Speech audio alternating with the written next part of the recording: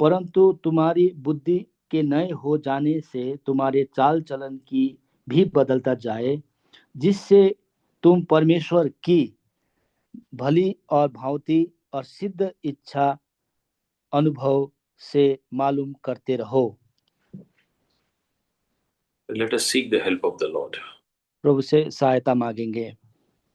Our gracious and loving and living Heavenly Father, Lord of Almighty and Eternal God, we praise Thee, we thank Thee, Lord, for wonderfully helping us all to come unto Thy feet in this way. Gracious Father, as we, Lord, are meditating upon Thy word from Romans 12th chapter, 2nd verse, help us that, Lord, we may understand this word and we may come unto Thy feet with a burden and with the, Lord, word which you have given to us. I empty myself in front of Thee. Anoint me with Thy precious blood. Cleanse me. And Lord, help us in the translation also. Lord, we pray that, Lord, keep every network under Thy control. Lord, the flickering of the brightness also may be under Thy control. Lord, help us. Lord, talk to us. These words may not be mere words for us, but it may become a life for us. It may become an answer and solutions for all our difficulties and our questions. It may become a light and a path for us. Thank you, Lord, for everything. We submit this prayer in the mighty and matchless name of my Lord and Savior Jesus Christ. आमीन। Vikas brother gives a very wonderful introductions to everyone. विकास भैया बड़े तरीके से लोगों को introduction समझाते हैं। Let us now see our individual's life. हम अपने व्यक्तिगत जीवन को हम अब देखेंगे। So, as a Christians, it is very important to grow up very spiritually. मसीह होने के नाते बड़ा अनिवार्य है कि हम आत्मिक तौर से बढ़े। We, in our day-to-day life, we normally pray for all many material things in our daily prayers. हमारे दिन प्रतिदिन के जीवन में हम बहुत बारी भौतिक चीजें के विषय में हम लोग प्रार्थना करते हैं। We sometimes we forget to pray for our spiritual well-being. और उसके बीच में हम अपने आत्मिक उन्नति के लिए प्रार्थना करना भूल जाते हैं। It is very prime and prominent thing for us to pray for our spiritual qualities and characters and well-being. और हमारा ये बड़ी अनिवार्य की बात है कि हम लोग अपने आत्मिक जीवन के लिए भी प्रार्थना किया करें। So it's a burden that God has given to us, that today we focus upon our spiritual things. और आज प्रभु ने हमें ये बोझ दिया कि आज के दिन हम आत्मिक जीवन के बारे में कुछ बातें देखेंगे। So let us, as we have read from Romans 12th chapter, 2nd verse, that and be not conformed to this world. जैसे रोमी 12 अध्याय के 2 पद में हमने पढ़ा, इस संसार के सदस्य ना बनो। Let us divide these verses into 3 parts. और इस वचन को, इस पद को हम 3 भाग में बांटेंगे। The first part is, do not be conformed to this world. और पहला भाग होगा, और इस संसार के सदस्य ना बनो। And the second one is, but ye be transformed by renewing of your mind. और दूसरा भाग ये होगा कि परंतु तुम्हारी बुद्धि के नए हो जाने से तुम्हारा चाल चलन भी बदलता जाए। And the third one is, that we may prove what is good and acceptable and perfect will of God. और तीसरा भाग ये होगा, जिससे तुम परमेश्वर की भली और भांति और सिद्ध इच्छा अनुभव से मालूम करते रहो। Or else we can say, to discern the will of God. और हम इसको कह सकते हैं परमेश्वर की इच्छा को हम लोग जान पाना। So in this way, these verses, let us meditate upon these verses with these 3 parts. और इस 3 भाग में बांट के हम इस पद को हम अध्ययन करेंगे। Do not be conformed to the patterns of this world. पहला भाग, और इस संसार के सदस्य ना बनो। So it's the word clearly says to us very step by step. और ये बड़ा साफ तौर से ये वचन हमें बताता है। Paul is writing here that do not be the concern, means follow the pattern of this world. Paul यहाँ पे लिखता है कि इस संसार के तरीके को आप ना अपनाना। The pattern of this world means संसार का तरीका जो है means it's a kingdom of Satan. और ये शैतान का राज्य है। You can say that the world is also created by the God. हम प्रभु ने इस संसार को सृजना किया। So why do we say that this is the kingdom of Satan? तो फिर क्यों हम कहते हैं कि ये शैतान का राज्य है? The Lord himself says that this world belongs with this world is not mine. प्रभु खुद कहता है कि ये संसार मेरा नहीं है। As we proceed on to this meditation, we can very clearly read the verses. और हम इस अध्ययन पद को हम देखेंगे, हम इसको हमें समझ पाएंगे। Satan's power is great in this world. शैतान का जो शक्ति है बहुत ज्यादा इस संसार पे। He exercised the authority on the non-believers. ये अन्य जातियों पे अपना प्रभाव और अपना अथॉरिटी दिखाता है। We must not follow this Satan. और हमें उस शैतान को नहीं, शैतान के पीछे नहीं चलना है। And also those who follow him. और जो शैतान के पीछे चलते हैं उनको, Means totally we should not cooperate with the Satan. उनके साथ हमें संपर्क नहीं रखना है। In our day-to-day life, many times we cooperate in many ways, unknowingly or knowingly. हम लोग बहुत बारी दिन प्रतिदिन के जीवन में जानबूझ के जानते हुए या अज्ञानता में हम उनके साथ समझौता कर बैठते हैं। We cannot be like them. हम ऐसा नहीं हो सकते।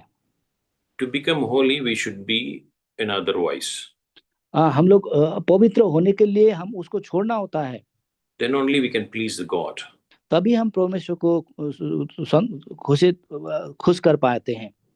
The pattern of this world has an attraction. और इस संसार का जो तरीका है उसमें आकर्षण है। It has a temporary pleasure. और ये छोटे कुछ समय के लिए हमारा उसका प्लेजर्स है। In this pattern of world, it tells us to think differently. इस संसार के तरीके से हमें दूसरे तरीके से सोचने में मजबूर करता है। It tells us to have a fake courage. और ये संसार हमें एक झूठा हियाव को दिखाता है। Means not spiritually. ये आत्मिक तौर से नहीं है। And also it takes us in such a way that we blame others. और वो इस तरह से हमें बनाता है कि हम दूसरों को हम दोषी ठहराते हैं। There are many patterns. Means these are the prominent things that it happens in every believer's life. और बहुत सारे तरीके हैं, हर मसीह के जीवन में ये तरीका आ सकता है। The many attractions comes in our life, in a day-to-day life, that we get deceived ourselves. बहुत सारे ऐसे आकर्षण हमारे दिन प्रतिदिन के जीवन में आता है और हम अपने आप को उसमें हम फंस जाते हैं। We may get the temporary pleasure, but it leads to a permanent destruction. और हमें कुछ समय पे उसको हमें मजा मिले, लेकिन वो हमें अनंत विनाश में ले जाता है। It says us to think differently, means it shows we portray ourselves that I am very different than others. हमें इस तरह से हम दिखाते हैं कि हम दूसरों से बहुत अलग हैं। And the fake courage means it says that I am very open, I am very free, I don't scare, I talk very openly. That's the nature which comes out of a believer. और ये झूठा हिवाव ऐसा होता है कि मैं किसी का मुझे डर नहीं है, मैं बड़ा खुला दिल का हूँ, ऐसे हम सोच जाते हैं।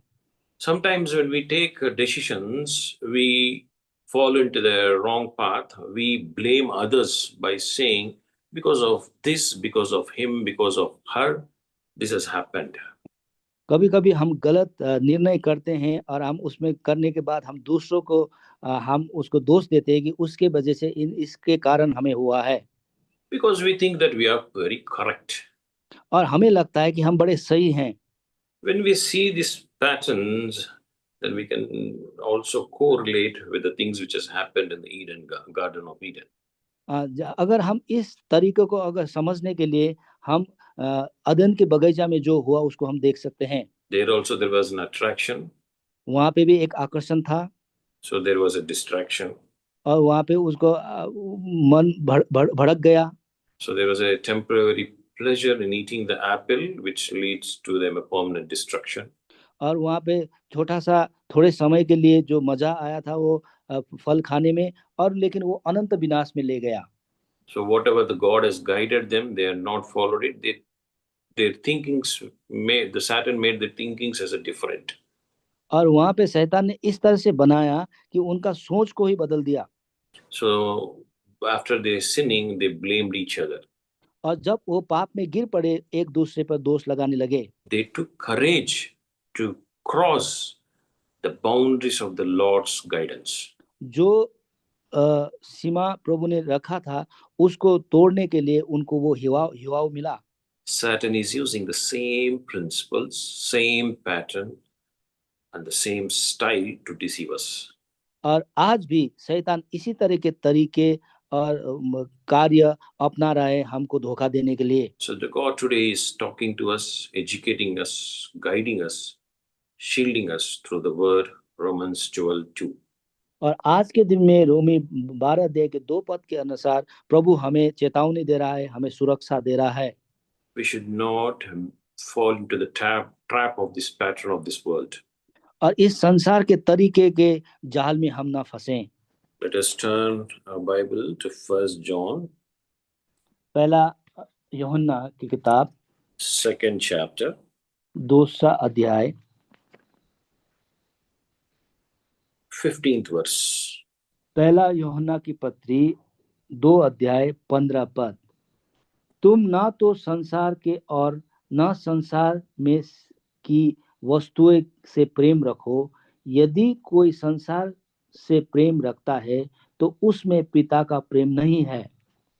So you can see the 16th verse also. Kindly read 16th verse also, brother.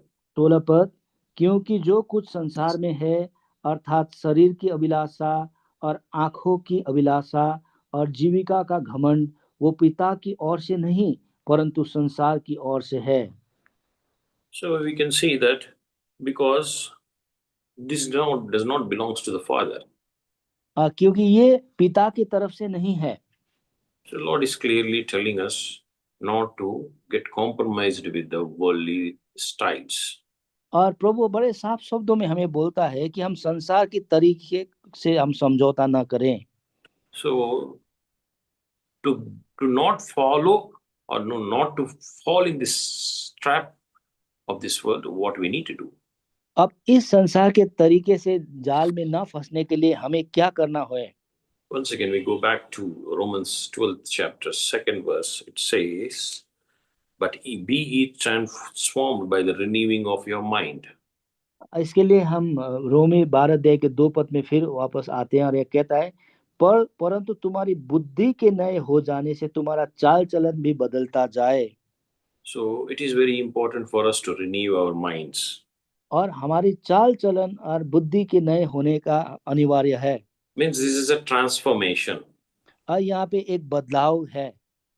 The transformation should happen fully, और ये बदलाव पूरे रीति से होना है, not partially. और थोड़ा थोड़ा नहीं। How can it happen? और ये संपूर्ण रीति से बदलाव कैसे होता है? These transformations cannot happen by our own strength. और हमारे अपने शक्ति से ये बदलाव हम नहीं कर सकते। Definitely, we need the help of the Holy Spirit. और हमें इसमें पवित्र आत्मा की सहायता चाहिए होता है। Our mind produces every sinful thoughts. हमारे मन हर पापी विचार को उत्पन्न करता है। Very selfish desires. और अपने बड़े सेल्फिश जो इच्छाएं वो निकालता है। So this should be our old self, means old life, old mind. और ये हमारा पुराना विचार और पुराना हमारा व्यवहार है। Now we should get in a very good thoughts and a good desires. लेकिन अब हमें अच्छे विचार को और अच्छे कार्य को उत्पन्न करना है। How this can be happen? Only with the help of the Holy Spirit. ये कब होगा? ये तभी होगा जब पवित्र आत्मा हमें सहायता करेगा। That is why in our prayer we need to pray that Lord, in our day-to-day life, Lord, renew my mind. और इसलिए हमें हर प्रतिदिन जीवन में प्रभु हमारे मन को, हमारे बुद्धि को नए हो बनाए, इस तरह से प्रार्थना करना है। Lord, take control of my mind. और मेरे मन को, मेरे मस्तिष्क को आप उस पे आप राज करो। When you hand over your mind, your thoughts, then you can be in a very disciplined way. और जब हमारे अपने मन को, अपने विचार को हम उसमें हम उसको संभाल सकते हैं, तो हमें बड़े अनुशासन जीवन हमारा रहता है। Here, the Paul is writing mind. Mind means not only mind, means mind, heart, the output which is coming out of us. और यहाँ पे जो पॉल लिखता है, ये बुद्धि के नए होने का मतलब अपने हृदय, अपना विचार, सारा कुछ ये कहता This है। the output which is coming from a person. और जो उभर के जो व्यक्तित्व से निकल के आता है, उस चीज को कहते हैं। When you change your mind, जब अपने मन को आप बदलते हो, correction, when we change our mind, जब हम हमें जो मन को हम बदलते हैं, because when we speak, it really relate to me also. जब मैं बोल रहा हूँ, मुझे भी लागू होता है। When we change our mind, our distractions will convert into focused. जब हमारे अपने मन को बदलते हैं, तो हमारा जो इधर उधर भड़कने वाला विचार को एक केंद्रित विचार में बदल देते हैं। Our temporary pleasures will turn to an eternal joy. हमारे जो क्षणिक के जो अभिलाषा हैं, जो अनंत में आनंद में बदल जाता है। He will become our strength. वो हमारे बल बन जाता है। So means whatever we do, it will be all because of him. और जो भी हम करते हैं, वो उसके बदौलती होता है। Our blaming quality will change, that we will start forgiving others, and we will also seek the forgiveness from the Lord. और हम दोष लगाने के जो हमारी आदत है, वो हट जाता है, और हम दूसरों को क्षमा करते हैं और प्रभु से क्षमा मांगते हैं।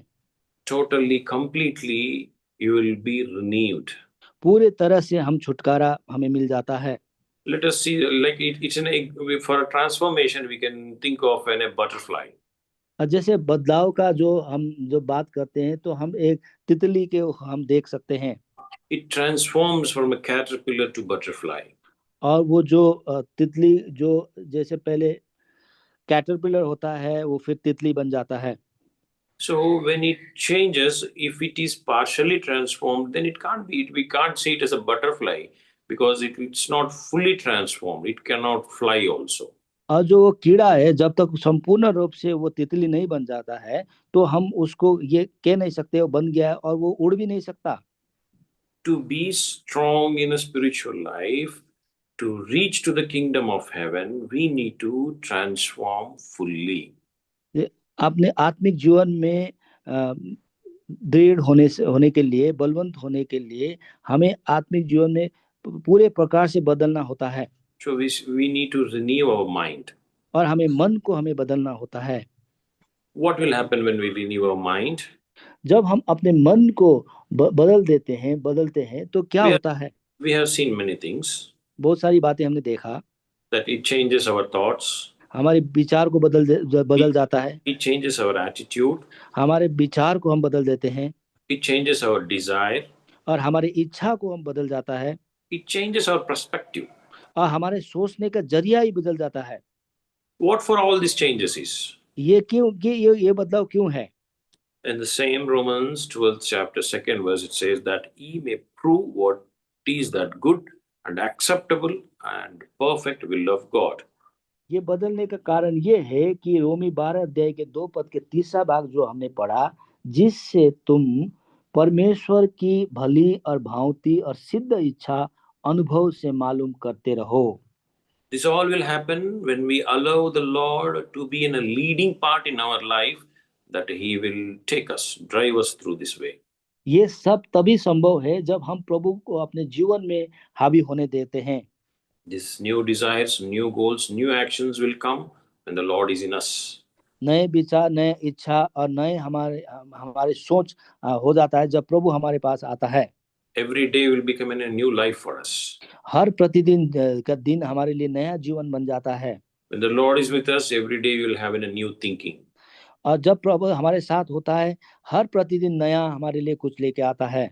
When Lord is with us, we will never stray as a caterpillar, but we will transform and we will fly and we will enjoy the honey of every day. जब प्रभु हमारे साथ होता है, हम सिर्फ कीड़े तक ही नहीं सीमित रहते, हम वो तितली बन जाते हैं और हम उड़ पाते हैं। So we can enjoy the blessing of the Lord in our day-to-day life.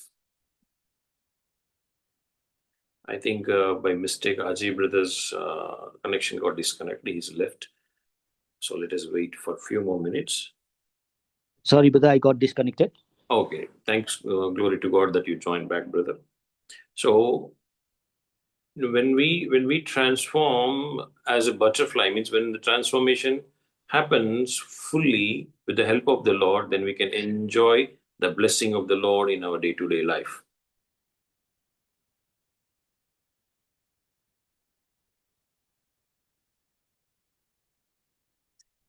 Okay. जब हम तितली जैसे बनेंगे, मतलब हम संपूर्ण रीति से हम जब बदल जाते हैं प्रभु यीशु मसीह की पवित्र आत्मा की सहायता से, तब हमें प्रतिदिन प्रभु की आशीर्वाद को हम महसूस कर सकते हैं और हम will be very very joyous. Hope brother has joined. Yeah, brother, I am here. Thank you, brother. So now we need to see how to discern the God's will. और हम यहाँ पे देखते हैं कि प्रभु को इच्छा को कैसे जानना है. It is very necessary for a believer. और ये मसीह के लिए बड़े अनिवार्य बात है. It is very necessary, especially to the believer who are in our fellowship. और ये बड़े अनिवार्य की बात तब है जब वो हमारे संगति में से वो ताल्लुकात रखते हैं. Not all Christians does this type of meditations, nor this type of prayer meetings, nor they get deep or study in this way, what we study, what we practice. सभी क्रिश्चियन जो हैं, सभी क्रिश्चियन जिस तरह से हम अध्ययन करते हैं, जिस तरह से हम उस पर संगति करते हैं, वो नहीं करते. I'm not blaming them, but there are some nominal Christians. और मैं उनको दोष तो नहीं लगा रहा हूँ, लेकिन वहाँ पे कुछ नामधारी मसीही भी हैं. Nowadays in our church also, the Christians means it's a very modern thing. ये हमारे कलीसिया में भी जो क्रिश्चियन मसीह शब्द एक बड़ा आधुनिक शब्द बन गया है. It is not wrong to be modern. और ये आधुनिक बनना गलत नहीं है. But we take an example or similarity or comparison with the world to get that modern. और हम उसको अपने आप को संसार के तुलना में एक बनाना चाहते हैं.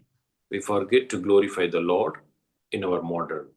और वो हमारे वो आधुनिक के होने के लिए हम प्रभु को महिमा देना भूल जाते हैं. We are getting distracted. Now once again we will focus on the word. और हम एक बार फिर हम प्रभु के वचन में ध्यान देंगे. So to discern the God's will, it is very necessary. तो प्रभु का इच्छा को जानना है बड़ा अनिवार्य है. God must reveal His will to us. प्रभु हमारे अपने इच्छा को हमें जाहिर करता है. Then only we can do according to His will. तभी हम जब वो जाहिर करता है, तभी हम उसके इच्छा के अनुसार हम कर पाएंगे. Until unless God reveals us His will, how can we do that God's will? जब तक प्रभु अपना इच्छा हमारे से जाहिर नहीं करता, तब तक हम कैसे उसकी इच्छा पूरा कर पाएंगे. The God we will come to know the God's will in three ways. और प्रभु की इच्छा हम तीन तरीके से हम जान पाते हैं. Through the Bible, वचन से, through the Holy Spirit, पवित्र आत्मा से, and through the Christian beloveds. और हमारे प्रिय मसीह भाई बहनों के से. So we should allow these things in our life to know the God's will. और ये तीन चीज को हमें अपने जीवन में होने देना है ताकि हम प्रभु की इच्छा को जान पाएं. We, in a second way, we need to seek the God's will actively. और हम बड़े जोर तोड़ से हमें प्रभु की इच्छा को जानना है. How can we do that? और वो कैसे हो पाता है? By transforming and renewing us, as we've seen earlier. जैसे हमने देखा वचन के अनुसार हम खुद पे जब बदल जाते हैं. And we must pray.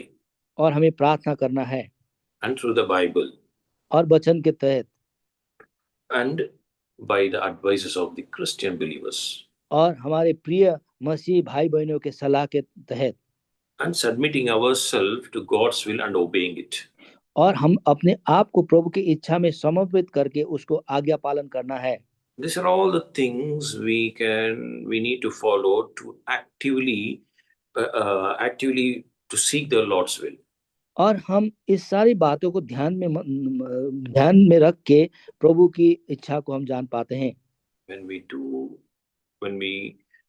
the things according to the God's will, जब हम प्रभु के कार्य को प्रभु की इच्छा के अनुसार करते हैं, definitely we are glorifying the Lord. और हम प्रभु को महिमा कर पाते हैं। That is our prime purpose. और हमारे मुख्य उद्देश्य यही होना है। Why we are living in this world? हम इस संसार में क्यों जी रहे हैं? Why we are gathered in this prayer meeting? हम इस तरह से प्रार्थना में क्यों इकट्ठा हो रहे हैं? Why we are Christians? हम मसीही क्यों हैं? Why we are going to every Sunday to the church? हर इतवार को हम कलीसिया में क्यों जा रहे हैं? Because our destination is heaven, the kingdom of God. क्योंकि हमारा जो हमारा जाने वाला जगह है वो हमारा परमेश्वर का राज्य स्वर्ग है। That is our destination. वो हमारा अंतिम हमारा राज्य है। To keep our pace towards the kingdom of heaven, we need to do much exercise through the word of God. और हमें उस राज्य में जाने के लिए वहां तक जाने के लिए हमें ये कार्य हम करना है। We need to exercise through the word of God with the help of Holy Spirit. हमें परमेश्वर के वचन को पढ़ना है पवित्र आत्मा के मदद के द्वारा। So let us once again read the word, Romans 12th chapter, 2nd verse, and we'll go to prayer. और हम एक बार फिर ये रोमी 12 अध्याय के 2 पद पढ़ के प्रार्थना में जाएंगे। और इस संसार के सदस्य ना बनो, परंतु तुम्हारी बुद्धि के नए हो जाने से तुम्हारा चाल चलन भी बदलता जाए, जिससे तुम परमेश्वर की भली और भांति और सिद्ध इच्छा अनुभव से मालूम करते रहो। Yes. So let us once again, one more, let us see few more verses and go to prayer. Ephesians 4th chapter. इफिसी 4 अध्याय को भी हम देखेंगे। 23 verse. इफिसी 4 अध्याय के 23 पद। And be renewed in the spirit of your mind. इफिसी 4 अध्याय के 23 पद में पढ़ रहा हूँ। Ephesians 4th chapter 23rd verse. इफिसियों की पत्री 4 अध्याय के 23। और अपने मन के आत्मिक स्वभाव में नए बनते जाओ। Kindly read the verses 27 also, brother. और 27 4 अध्याय के 27 पद। और ना शैतान को अवसर दो। And kindly read the verses 30 also, brother. 30. 30 पद। और परमेश्वर के पवित्र आत्मा को शोकित मत करो, जिससे तुम पर छुटकारा के दिन के लिए छाप दी गई है। We read all these verses before we close our prayer, so that this word of God may be in your heart, may be in your mind, and then we can proceed for the prayer. ये वचन हमने इसलिए पढ़ा ताकि हमारे मन में ये वचन आए और हम प्रार्थना में कर सकें। God may bless the word. Thank you, brother. प्रभु वचन पढ़ने में आशीष दे। Thank you.